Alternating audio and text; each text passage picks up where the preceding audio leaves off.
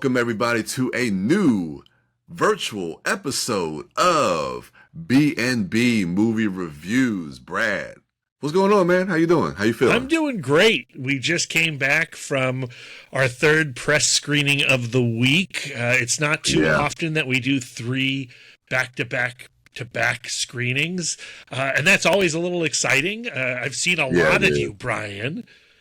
I've seen a lot of you this week. I'm now in this little box trapped with you so we can bring these reviews to our viewers because we didn't want to wait. We did not want to wait.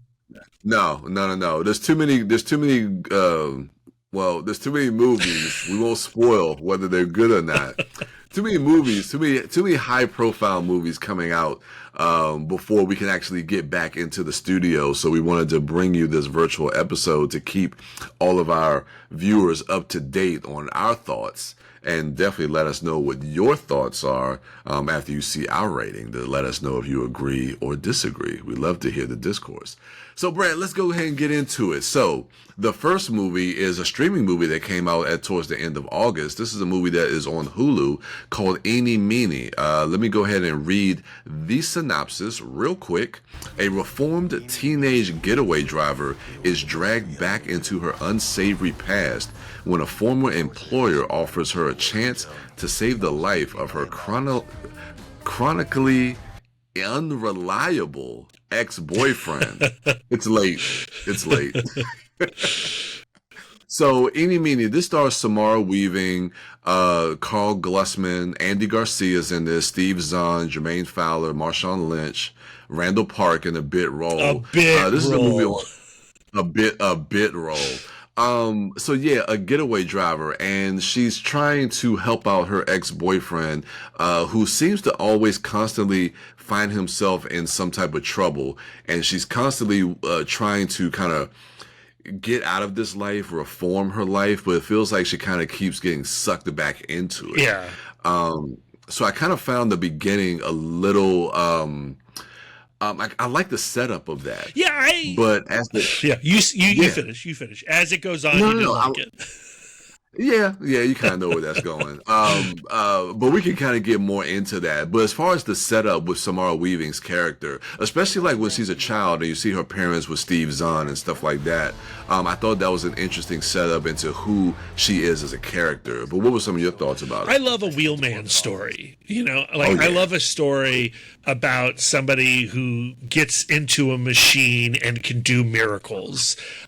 Samara Weaving is extremely watchable. I've been a huge fan of hers. I think before Ready or Not, but like Ready or Not is definitely I think her big movie. And I've been waiting for another movie to like match the power of that film, and the idea of her playing a getaway driver, I was all in. And I also like how her character can't really describe or can't even really understand why she's attracted to this loser John.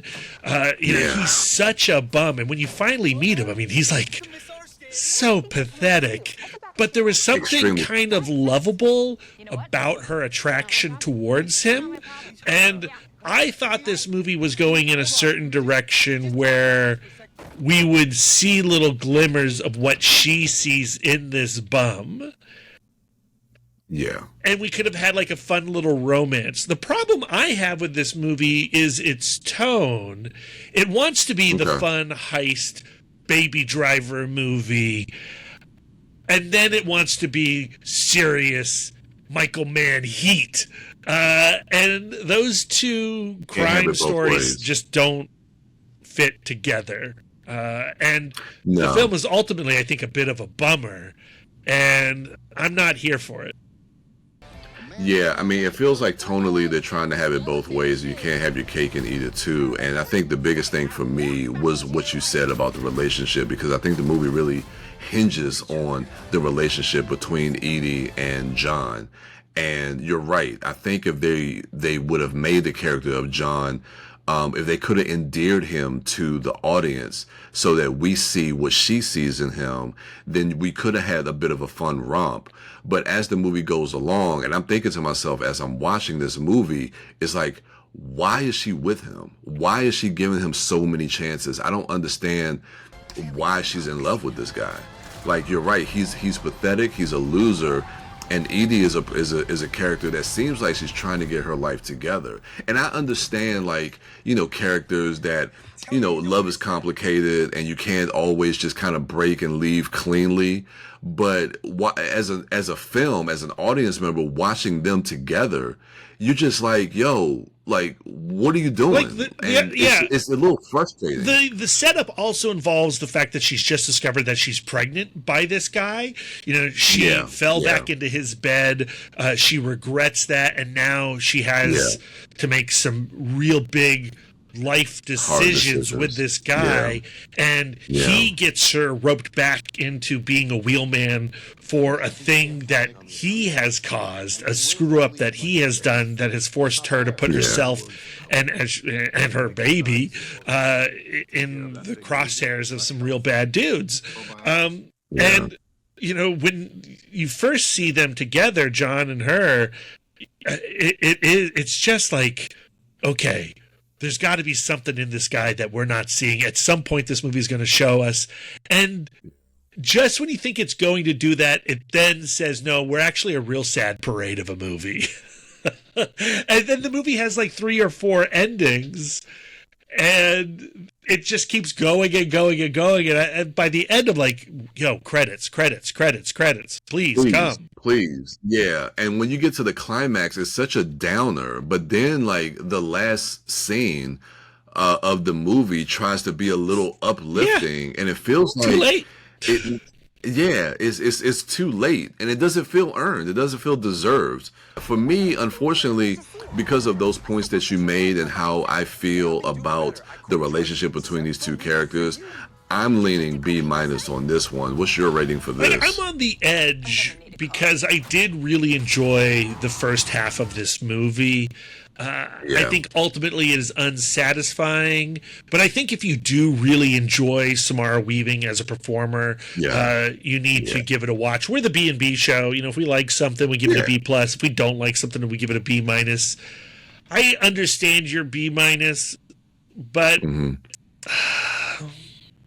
I'm going to align with you. The ending is so tragic. I gotta go B-. I didn't like it. Oh man, we could have had the split, man. It would have been okay. I know we rarely split. You gotta stay true to yourself. Yeah. I understand. All right, let's go on to our next film. It's the new romantic film, another two-hander couple film with Margot Robbie and Colin Farrell. This is A Big, Bold, Beautiful Journey. So, the synopsis for this: 2 strangers who meet at a mutual friend's wedding have the chance to relive important moments from their past, illuminating the path that led them to the present and gaining the opportunity to change their futures. Had to get my cursor out the way so I could read that properly. Sorry.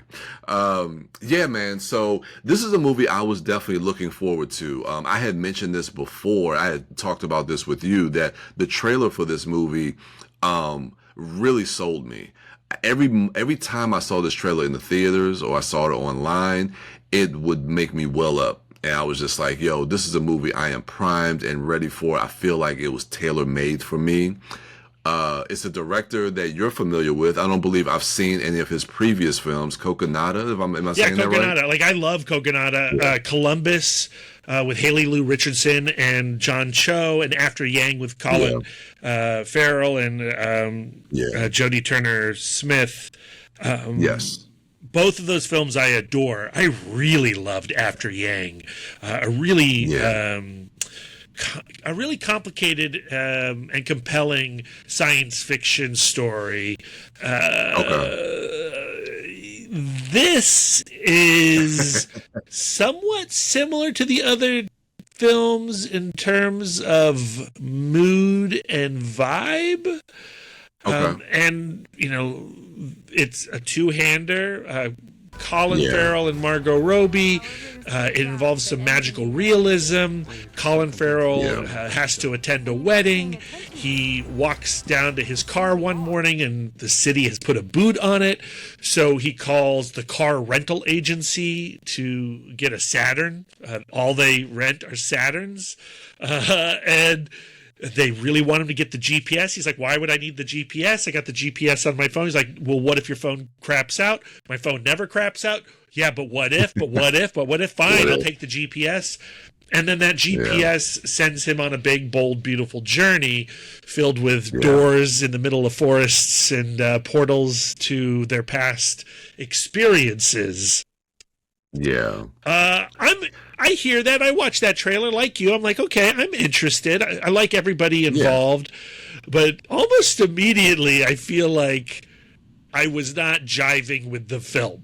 I think the script is strange. There's so little setup to who these people are. When Margot Robbie and Colin Farrell first meet at this wedding, we're supposed to be immediately invested in their chemistry, which they don't have, actually, which is also kind of shocking. But then you think about the age difference between Margot Robbie and Colin Farrell, and you go like, well, maybe that's not surprising. I don't know. Everything you said, I reiterate all your points, because that's exactly how I felt. I'll just go to like the beginning of the film. As much as I was looking forward to this movie, the moment this movie kind of starts off and we get to like that rental car place and we have that opening scene with Phoebe Waller-Bridge, and Kevin Kline, and unrecognizable Kevin Kline. And I knew a little bit about the magical realism if you've seen the trailer, and I was ready for that. I was ready for this type of movie. But something about that opening scene, we get to the wedding, and the pacing of that when Colin Farrell and Margot Robbie, when they meet for the first time, and then their interaction, like that conversation that they're having, and they're already talking about like their relationship. If we were to get together, I would I can't do this because I would hurt you. How will you know will you hurt me? I'm like, you just met this woman, why are you having this type of conversation with her? So the pacing of everything just felt off, and it like you say, it didn't allow us as an audience member to care about them, because we know that these two people don't know each other. So it's like, why and how are they falling in love with each other? When you pair up with someone, you have to communicate all your failings and all the awfulness that you tend to hide in your past. Like dating is such a weird phenomenon. When I think back to, especially nowadays. Yeah, when I think back to like my dating life, and when I finally found the person who would become my wife. Like, the people we were when we were dating were not who we were. You're doing all this masking. And so, like, this movie is about, if you want to get together with someone, you have to shed that masking. You have to really open all of yourself to your partner. I just don't feel the significance. I don't feel the impact or even really the import. I see it. I hear it. I understand the scene, but I don't feel it. That's the thing. You don't feel it. And I think there are moments in the, like I said, I think overall, like you said before, the script, I think, fails these actors and it fails the overall story. But there are certain nuggets within the script and the dialogue between these two characters that I think there is some emotional truth in what they are saying. But going to your point, like, I don't see any real significance or importance through the journey and the self-discovery that brings them to the point to where they would want to be with each other. I understand the idea of like shedding the facade and getting to some type of authenticity to really kind of be for these two characters to want to be together. But then at the end of the day, like, why do these characters want to be together? Like, and I think that goes to your point. It's like, what what's was the point even the initial attraction other than the obvious, right? Like physical, obvious, right? Exactly. It's a B-. I found it very dull. B-. Yeah, that was another thing too. I thought the movie was just really kind of boring and dull, and tedious, and long. Like these movies aren't long. The last movie we were talking about is long, but these movies here aren't the runtime isn't that long, but they feel Like, get on with long. Please. So this is a B minus. So yeah, let's go ahead and get to our next film, which is the sports horror film. Yes, Brad. Which is what we just got out of about an hour ago. Yeah. The sports ball movie. It is a sport ball movie. All right, let's go ahead and read the synopsis for him. This is a young athlete descends into a world of terror when he's invited to train with a legendary champion whose charisma curdles into something darker. This is starring Marlon Wayans and Tariq Withers. Julia Fox is also in this movie. Brad. Do you want to be him? Do you want to be the man? I definitely don't want to be him. Nah, not in this movie. I don't want to be him. The marketing makes a big deal of this being produced by Jordan Peele, coming from Monkey Paw Productions. Yeah. It does feel like one of these social science fiction, social horror stories like Get Out or Nope or Us. Yeah. And I think I was pretty on board at the beginning of it. It's about what you would do to succeed in the thing that you have strived for your whole life. And it's also about the system that's in place to exploit you and your dreams. Yeah, and your family's dreams. And so I think you get that from the trailer. And I was kind of hoping maybe there was something more beyond that. And I don't think there is. I do think that Tariq Withers and Marlon Wayans are great in this movie. I think they are extremely watchable. Old head who is pitted against the new young blood coming up. I love that tension. Yeah. But the movie is so claustrophobic.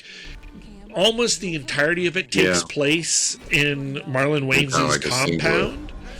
The singular location. And it's told over a few days, like 5 or 6, maybe it's 7 days. It's probably 7 days, right? Because that's how long it took God to create everything. He mentions that too, I think, in the film. I just wanted out of that compound. I got bored of that compound and the people within that compound. And that's I'm going to stop there. I'll let you talk. Well, I mean, going into this film, the trailer, I was intrigued by it, but I was a little nervous because of that location, the setting of it, the compound, the aesthetic of it. It just felt like it was going to be a little too, and I think watching this movie, visually, the film is extremely interesting. I think Justin Tipping, the director, is doing some interesting things visually to try to create some of the metaphors about the sport of football. But then again, I think sometimes he takes it to a degree where as an audience member, it can be a little confusing because when you're kind of getting into the visual metaphors of the film, you don't really know what's real and what's not. And then as a viewer, you start to question that, and then you start to question like what's real and what's not. And so what are the stakes of this? Right. Like that's the weird thing, is that we have these visual metaphors that are there to convey the emotion of what's going on, and you're like, oh, I get it. But it's not like they start to melt into the reality. They kind of get jumbled into the reality. And by the end, when I'm watching the climax of this movie, I'm going, is this happening?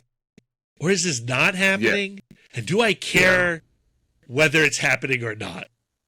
Because I think they push it too far to the point where, like you say, we were talking about it after we got out, it just felt repetitive. Like it just felt like you're just kind of running on a treadmill. Yeah, there the needed movie's to not be really another going stage to the social commentary, because we figure it out pretty early on. Like I said, I think most people figure it out when they're watching the trailer, and then we just tread water in it. Yeah. So yeah, I don't know, man. This one didn't work for me. Is that 3 B minuses in a row on the B&B show? Yeah, I think so. I'm definitely going B minus. That's your rating for this? Yeah, that's my rating as well. Yeah. Yeah, it's this one. This one didn't work. Bummer. Yeah, it's a bummer. It's a bummer. All right, last one. Maybe we'll get a plus. Maybe, Brad. All right, here we go. This is the big one. The one everyone is kind of waiting for at the end of this month. This is the new Paul Thomas Anderson PTA film, One Battle After Another, starring Leonardo DiCaprio, Tiana Taylor, Regina Hall, Chase Infinity. This has Benicio del Toro, an all-star cast. All right, let me read this.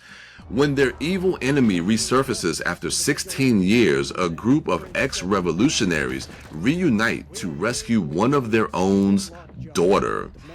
Yeah, that's a synopsis. Yeah.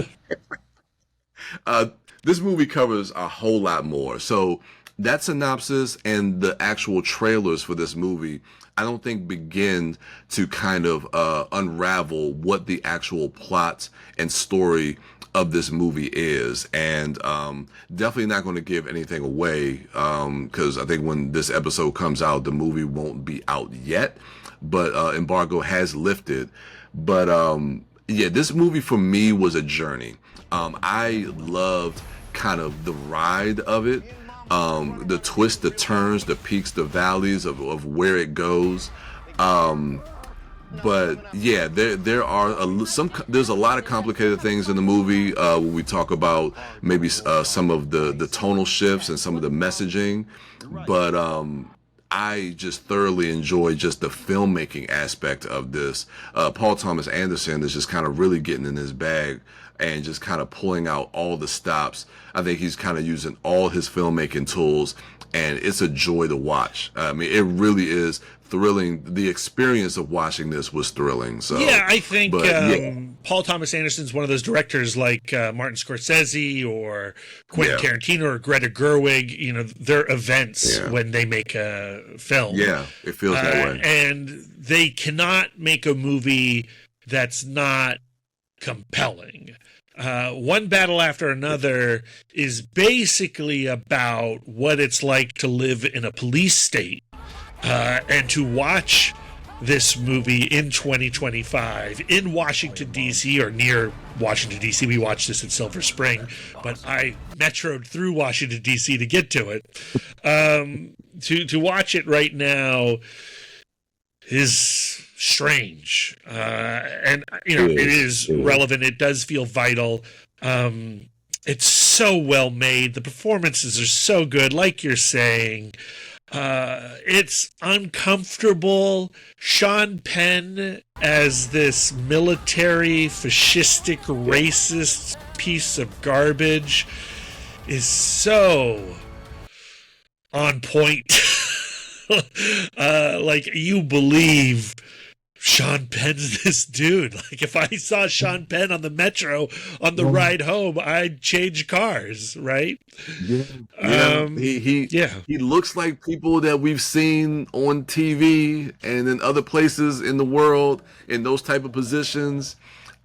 He captures that type of character perfectly, man, and it's scary to see. Yeah. The weirdness of One Battle After Another is its comedy, and I guess its tone. You know, it's taking shots at the right, it's taking shots at the left, and I am struggling, or I think the better word is like wrestling. I'm wrestling with the themes of this movie, and I'm not exactly sure how I feel about this movie's messaging ultimately, but I'm excited to continue to wrestle with the movie. I was talking to my wife, Lisa, after watching this film, like, I'm eager to go see this movie again with her, so I can have just one more person to talk about it with. And that's the sign of something interesting. Yeah, it's a movie that I feel it can't be dismissed. I mean, we've been talking the movies we've talked about. I mean, Eeny, Meanie, Him, Big Bold Beautiful Journey. Like those movies just didn't really meet the mark that maybe that we were expecting. I'm not going to remember them tomorrow. Yeah, but this movie, whether you good, bad, or indifferent, this is a conversation starter, and this is a movie I think is not you're not going to easily forget it, and I don't think you can easily dismiss it. Now, when it officially comes out to the world, do I want to be part of that discourse with the conversation? Not necessarily. I think it's a good thing to stay away from most discourses online. Just FYI, I'm going to say that right now. I think you need to find your communities in person and have some conversations in person. For me, there's a lot to like, especially just from the sheer filmmaking of it. The score is fantastic. The VistaVision of it, where I've been reading more about the process of making and what actual VistaVision is, and not really IMAX or 70 millimeter, but just I'm falling in love with large format filmmaking and just the way the image looks in large format, and it's just a beautiful looking film. And I'm excited to watch the film at the AFI Silver again in Silver Spring. They're going to do kind of like a VistaVision 70 millimeter thing. That's cool. Film. Yeah, and before. What's that? Film, man. Love it.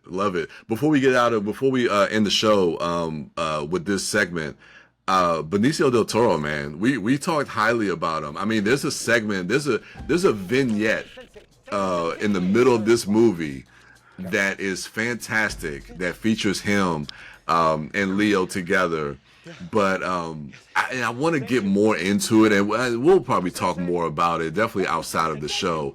But anytime Benicio is on screen, he steals this movie. Yeah. It's a great movie that I think both of us are wrestling with. I'll go first and just say I think I'm gonna give this one a B+ because of what we said. I don't think this is a movie that is easily dismissed.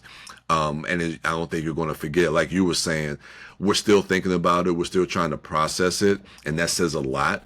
And to see one of the premier filmmakers working with one of the top tier actors today in Leonardo DiCaprio, who gives a fantastic performance. Tiana Taylor, I think, is absolutely phenomenal. Chase Infinity is great as well. Chase Infinity is great, and this is, I believe, it's her first film, from what I've read. I'm gonna go B+. What's your rating for this? Yeah, it's a B+. You got to see it. You got to go see it on a big screen, and then you got to go have a bunch of arguments about it. You do. You got to. In person. It's only right in person, please, not online. It's not going to help anybody. All right, guys. So yeah, let's go ahead and get out of here. So let's go ahead and review what we talked about on the show today. We started with Eeny, Meanie. That was a B- for both of us. Then we moved on to what was it? A Big Bold Beautiful Journey. Another B- for both of us. Then it goes to Him. Neither one of us want to be him, not in this movie. That was a B- for both of us. See where this is going, Brad? And we end with One Battle After Another. We did it, Brad. We finally got a B+. That was a B+ for both of us. Here's my ranking real quick. Yes. One Battle After Another. You got to watch it. Eeny, Meanie has good stuff in it, okay? Yeah. Him has good stuff in it. It's a little confusing. Big, Bold, Beautiful Journey. Just don't bother. Yeah, it's not worth it. It's not worth your time. And I'm not even going to entertain you go watch this movie so you guys can come back and curse me out saying, why'd you tell me to go see this movie? No, save yourself. Everybody don't go on that journey, please. Has road. So thank you guys for watching this virtual episode of our show. If you want to reach out to us, give us any suggestions, feel free to email us at bnbmoviereviews@gmail.com. And with that, we will see you at the movies.